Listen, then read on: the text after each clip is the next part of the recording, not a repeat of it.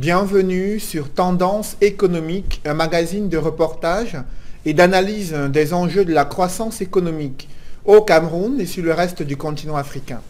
C'est une nouvelle ère dans le système des échanges commerciaux entre le Cameroun et l'Union européenne. Le démantèlement tarifaire est entré en vigueur le 4 août 2016. Près de 1700 produits provenant de l'Union européenne bénéficient d'une exonération douanière au Cameroun, malgré le libre accès des produits camerounais au marché européen. De nombreux analystes estiment que l'accord de partenariat économique a plus d'impact négatif sur l'industrie locale et les recettes fiscalo-douanières au Cameroun, un diagnostic qui a suscité la réticence des autres pays d'Afrique centrale à adhérer à cet APE. Dans un tel contexte, est-ce que les entreprises camerounaises sont-elles prêtes à affronter l'arrivée des produits manufacturés européens? Pourquoi la mise à niveau des entreprises camerounaises piétine? Comment s'adapter dans ce contexte de libéralisation des marchés? On en parle ce soir avec Toussaint Mboka Tongo. Bonsoir. Bonsoir, monsieur Noufélé. Alors, je précise que vous êtes analyste économique, un spécialiste du développement du secteur privé et coordonnateur du comité de lutte contre la contrefaçon pour le groupement des PME du Cameroun. Alors, les nouvelles sont loin d'être bonnes. Seulement 65 entreprises jusqu'à ce jour ont bénéficié du programme gouvernemental pour améliorer leur compétitivité économique dans la perspective de l'entrée en vigueur de l'APE. On voit tout cela dans ce reportage d'Élisée Bogba et Marcelin Gransop. Selon les données fournies par le bureau de mise à niveau, 346 entreprises ont adhéré au programme de mise à niveau, dont l'objectif est de préparer et d'adapter l'entreprise ainsi que son environnement au niveau des exigences du libre-échange. Sur les 346 entreprises, 157 ont été prédiagnostiquées, pendant que 65 autres étaient admises. Il s'agit des entreprises relevant entre autres du secteur de l'agroalimentaire, du textile, du bois et ameublement, de la chimie, du tourisme, des BTP et autres mécaniques. Ces entreprises ont été préparées à affronter la concurrence qu'impose dès le 4 août 2016 le démantèlement tarifaire des produits européens entrant sur le marché camerounais. Il s'est agi pour le bureau de mise à niveau de faire un diagnostic sans complaisance de l'existant des entreprises concernées, de procéder à la déclinaison d'un plan d'investissement matériel et immatériel, qu'il s'agisse des équipements de production, de la réfection des zones de fabrication des produits, que de l'appui à la gestion commerciale et à la mise en place d'une comptabilité analytique, sans oublier les bonnes pratiques d'hygiène et de fabrication, l'assistance technique et l'implémentation des systèmes de management. Cette mise à niveau a donné aux entreprises qui se sont prêtées au jeu des arguments nécessaires pour aller à la conquête de l'espace commercial européen. Mais il y a encore du chemin, tel que le relève le bureau de mise à niveau que dirige Chantal Elombat. L'objectif est d'intéresser au moins 600 entreprises d'ici 2017. Mais plusieurs entrepreneurs ne semblent pas avoir compris la mutation qui est en train de s'opérer. La mise à niveau étant volontaire, la balle est désormais dans le camp de ces retardataires. Signalons à toutes fins utiles que le démantèlement tarifaire par le Cameroun ne sera possible qu'après la publication d'un texte portant sur les règles d'origine applicables aux produits importés de l'Union européenne. Ensuite, et conformément aux dispositions de l'accord de partenariat économique Cameroun-Union européenne, ce démantèlement tarifaire se fera de manière progressive et par groupe de produits.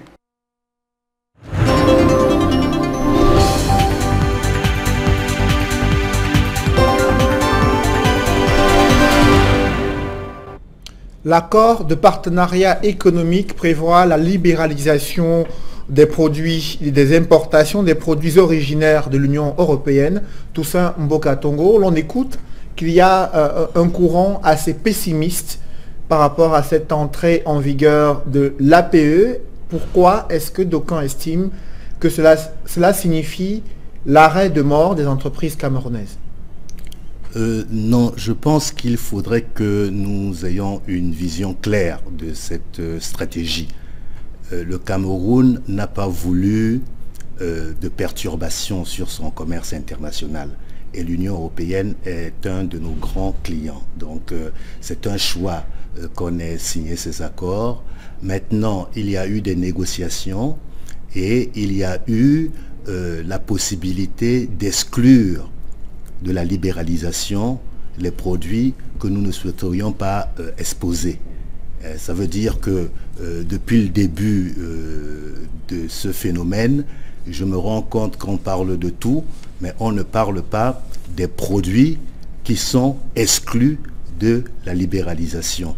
Il reste que ces produits représentent à peine 20% des lignes tarifaires qui pourront être exclues de ce démantèlement tarifaire. Le ministre de l'économie en parlait d'ailleurs, en évoquant les produits de grande consommation, des produits agricoles complètement transformés, mais aussi des produits qui rentrent dans le cadre de l'alimentation et les boissons. Est-ce que cela est suffisant selon vous pour estimer qu'on protège l'industrie locale?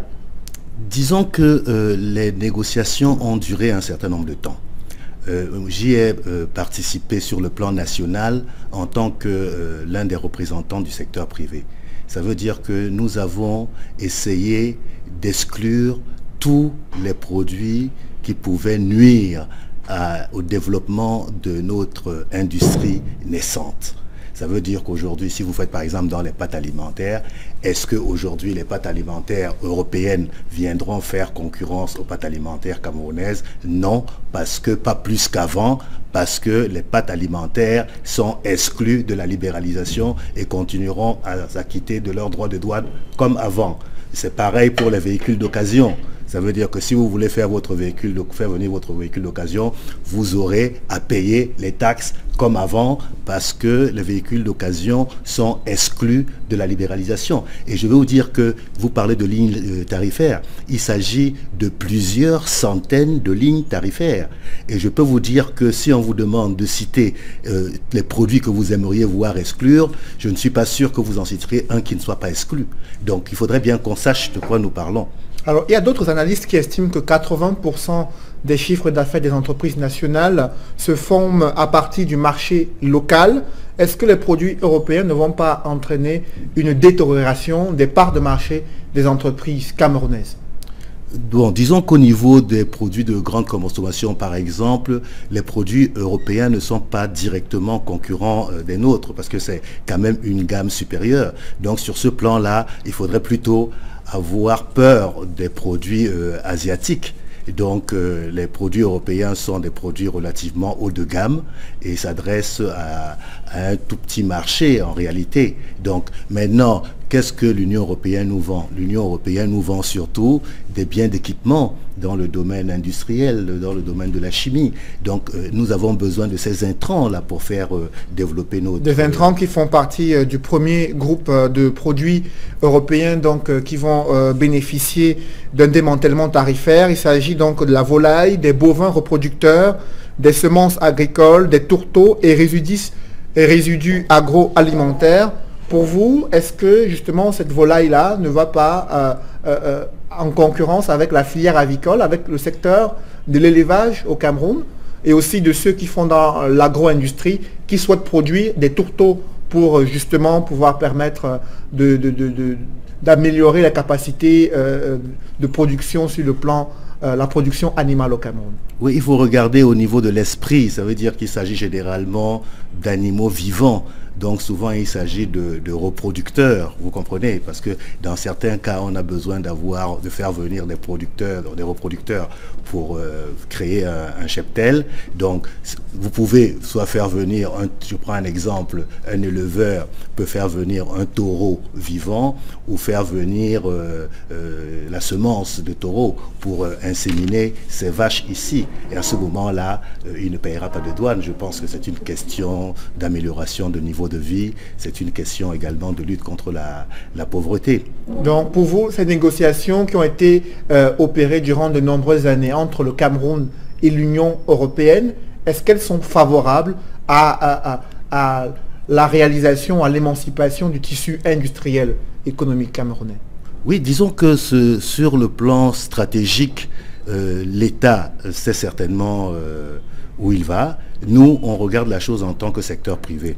Comment est-ce que le secteur privé peut optimiser, comment le secteur privé peut bénéficier de tout cela pour créer des emplois, pour créer de la valeur ajoutée. En réalité, c'est comme ça qu'on perçoit la chose. On peut l'apercevoir également en se disant, mais qui va combler les pertes fiscales? Ça, maintenant, c'est aux économistes, c'est au gouvernement de regarder ça. Mais je crois qu'il y a eu une étude sur l'impact fiscal net et que nous savons où nous allons. Nous, qui représentons les entrepreneurs, bien que dans le comité APE, le secteur privé et la société civile ne sont qu'observateurs, nous estimons que si jamais ça peut nous permettre de nous développer, c'est une bonne chose. Mais parmi le secteur privé, il y a des organisations patronales qui sont contre ces APE, qui estiment que cela va plutôt davantage fragiliser le tissu industriel économique et ça risque d'être la mort programmée des petites et moyennes entreprises au Cameroun. Est-ce que vous partagez cet avis? Non, je pense que j'ai quand même pris contact avec le maximum d'organisations représentatives de la place. La question était surtout de savoir s'il fallait aller en solo. C'est-à-dire, est-ce qu'il ne faudrait pas que ce soit un accord régional? Mais en réalité, c'est un accord régional parce que l'option que nous avons, c'est-à-dire d'accord d'étape, est une option qui est sans issue, c'est-à-dire que nous sommes obligés d'arriver à la phase de l'accord régional. C'est pour ça qu'on dit que ce n'est qu'une étape vers l'accord régional. Et j'espère que nos frères de la CEMAC plus RDC, Sao Tomé et Principe, qui nous regardent certainement, comprendront que nous devons être ensemble pour continuer. C'est souvent difficile. Justement, nos voisins d'Afrique centrale ne partagent pas cet avis. Il y a eu un sommet extraordinaire de la CEMAC où tous les autres présidents d'Afrique centrale, ceux de la République démocratique du Congo et Sao Tomé et Principe, estiment qu'il faut poursuivre les négociations pour un accord économique, accord de partenariat économique régional où le volet développement du tissu industriel de la sous-région soit véritablement pris en compte. Le Cameroun est le seul pays à avoir signé l'accord d'étape. Est-ce que cet APE qui entre en vigueur au Cameroun ne va pas davantage fragiliser, davantage détruire un peu cette intégration sous-régionale qui est en construction au Cameroun? C'est vrai, c'est pour ça que je vous dis que c'est sans issue, puisque au sein de l'Afrique centrale, nous avons ce qu'on appelle le TEC, c'est-à-dire le tarif extérieur commun. Donc, effectivement, s'il y a un qui ne joue pas le jeu, ça pose un problème. Mais je pense qu'au niveau de l'intégration, il est difficile pour le Cameroun de jouer le rôle de leader. Parce qu'en fait, quelque part, c'est toujours le leadership est toujours parfois compliqué à assumer. Mais est-ce que vous comprenez les intérêts, les réticences de nos voisins d'Afrique centrale sur cet accord de partenariat économique? Mais surtout que les positions ne sont pas les mêmes. C'est-à-dire que le Cameroun ambitionne de transformer ses matières premières, de trouver des débouchés sur l'Union européenne, etc. Ce n'est pas le cas de tous nos partenaires qui, effectivement, si vous prenez le Tchad, prenons notre voisin le Tchad est un PMA, c'est-à-dire pays moins avancé. Le Cameroun est un pays à revenus intermédiaires. Mais maintenant, le Tchad, en tant que PMA, bénéficie de ce qu'on appelle le statut tout sauf les armes, TSA. Ça veut dire que le Tchad peut exporter tout ce qu'il produit dans l'Union européenne sans droit de douane, etc. Il n'y a pas de problème. Mais le Cameroun ne peut pas. Le Cameroun, en tant que RMI, s'il refuse de signer, il faut que sa fiscalité de porte change au niveau de l'Union européenne. C'est ça l'enjeu. Ne fallait-il pas tourner le dos à l'Union européenne pour s'intéresser vers les nouveaux marchés émergents? C'est le cas du Nigeria, c'est le cas de nombreux pays africains, mais aussi des BRICS, le Brésil, l'Inde, la Chine, qui sont de nouveaux partenaires plus sûrs et vers lesquels les accords commerciaux sont, semble-t-il, plus avantageux pour le Cameroun. Oui, mais disons, prenons l'exemple du Nigeria. Prenons l'exemple de notre commerce avec le Nigeria. Vous savez, nous avons dans nos forêts un produit qu'on appelle l'Irvingia gabonensis. C'est la mangue sauvage, le nto. Ici dans la région du littoral, on appelle ça le njaka. c'est toute une industrie, c'est-à-dire que les Nigérians, les Igbo, parce que c'est un appétissant pour les sauces, donc les Igbo en consomment beaucoup. Donc les Nigérians viennent ici au Cameroun, achètent sur pied, c'est-à-dire cueillent les fruits et repartent. Donc ça veut dire que, est-ce que c'est comme ça qu'on doit continuer à fonctionner? C'est pareil pour le coq qu'on appelle le Nyetoum. Donc c'est pareil, vous voyez des gros camions de coq aller vers le Nigeria, etc. Est-ce qu'on ne peut pas structurer? Est-ce qu'on ne peut pas valoriser la recherche agronomique? Avant, pour replanter, vous plantez un manguier sauvage, il mettait 20 ans à pousser. Aujourd'hui, avec les recherches agronomiques, ça met 4 ans. C'est recherché, ça soigne le diabète, ça lutte contre le vieillissement, etc. Donc il y a énormément de choses à faire. Donc pour vous, le problème n'est pas l'accord de partenariat économique avec l'Union européenne en tant que tel, mais la capacité du Cameroun à pouvoir structurer son économie, à pouvoir lui permettre d'être véritablement compétitive et industrielle? Oui, c'est-à-dire la valeur ajoutée. Donc je reprends l'exemple du Nigeria. Si maintenant vous transformez, pour transformer, il vous faut des équipements. Qu'est-ce que l'APE vous apporte? L'APE vous apporte des équipements où vous ne payez pas de douane, parce que quand vous faites venir une machine, si déjà la douane c'est de l'ordre de 25% de moins, c'est bon pour la compétitivité. Vous avez compris? Donc c'est un peu ça. Et ces machines-là vont servir à transformer la mangue sauvage qu'on valorisera mieux, qu'on vendra mieux aux Nigérians en Afrique centrale, et peut-être qu'on exportera vers l'Union européenne, puisque ça a des vertus énormes. Mais en échange, l'Union européenne retrouve un marché camerounais et sous-régional qui est véritablement neuf, où il y a une classe moyenne qui est en train d'émerger, donc un second souffle pour les industries européennes qui vont tourner à plein régime, contrairement aux nôtres. Donc c'est de bonne guerre, c'est-à-dire qu'ils s'ils tournent à plein régime parce qu'ils doivent nous équiper et nous aider à transformer nos ressources naturelles en matières premières et en produits de grande valeur ajoutée, à ce moment-là, c'est un deal intéressant. Si vous nous rejoignez à l'instant, vous suivez Tendance économique consacrée à l'évaluation de l'impact de l'accord de partenariat économique sur les volets commercial, le volet industriel, agricole, mais aussi le volet sous-régional. Avec nous sur ce plateau, Toussaint Mboka Tongo, analyste économique et expert en développement du secteur privé. Alors, on parlait tout à l'heure de la capacité du Cameroun à pouvoir se structurer, à pouvoir avoir une entreprise, un tissu industriel assez compétitif, mais seulement 65 entreprises ont été mises à niveau jusqu'à ce jour, alors que le Cameroun compte près de 95 000 structures. Quelle analyse faites-vous de ce faible taux de mise à niveau des entreprises camerounaises?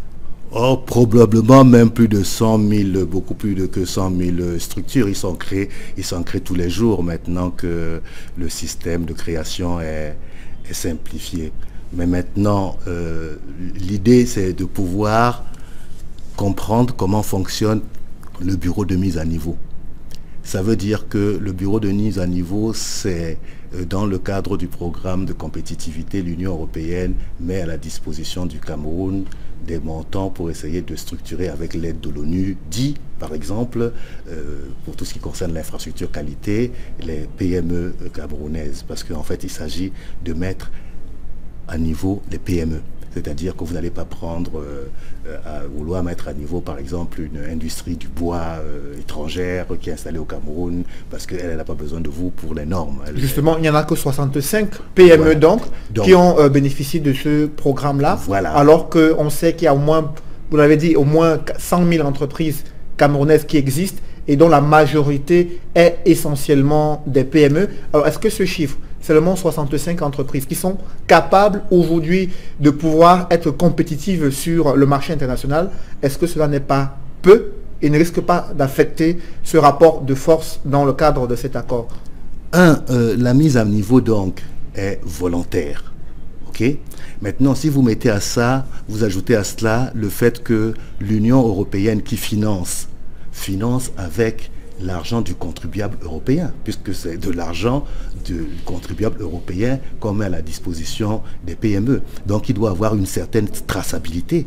Et vous savez que nos PME, en termes de structuration, ne sont pas toujours au top niveau. Donc du coup, quand vous devez chercher, et ça je l'ai fait pendant quelques années avec Madame Chantal Elombat, même dans le cadre du projet pilote, quand vous recherchez des entreprises, à chaque fois c'est la comptabilité qui n'est pas nickel, à chaque fois parfois c'est des documents, etc., etc. Parce que nos entreprises ne sont vraiment pas... En dehors des multinationales, nos PME se débrouillent. Mais malheureusement, les critères d'éligibilité qui sont décidés par l'Union européenne et par le Cameroun font que finalement le gros n'est pas éligible. Ça veut dire que depuis que nous avons commencé, on a, je crois, à ma connaissance, mis une entreprise du bois dans la mise à niveau que vous connaissez, je crois qu'on en a déjà parlé, mais il y en a beaucoup d'autres. Mais en réalité, qui il faut mettre à niveau? C'est le petit menuisier. C'est le menuisier qui voudra un jour peut-être faire des bancs, etc., qui puisse faire des bancs. Est-ce que les entrepreneurs camerounais mesurent les enjeux donc, de cette mise à niveau dans ce contexte de libéralisation des marchés? Bien sûr, mais maintenant, je veux simplement dire qu'au niveau de l'éligibilité, vous me dites pourquoi 65 000.